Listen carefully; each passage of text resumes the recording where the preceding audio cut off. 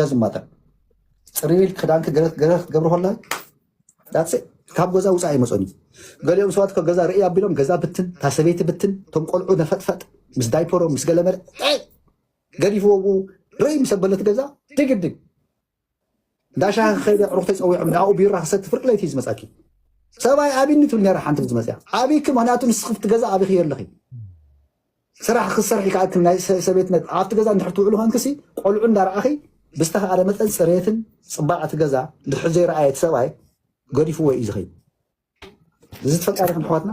ኣነ ሕጂ ይፈቱ ረሳሕ ገዛ ይፈቱ ዝተበተነ ገዛ ይፈቱ ሰበይተይ ትፈልጠኛ መብዛሕቲ ሰብኣይ ከዓ ከምኡ ገበልታ ገዛ ብትንትን ዝበለ ገዛ ከመይ ኢኻ ሃድም ሃዲምና ኢና ካብዘን ፀዓዱ ደሓንየን ሓበሻብ ከምኡ ሲ ትንፋስካ ምንዋኸን ካልእ እንዳኣበለን ፅሩያት እየን እዋ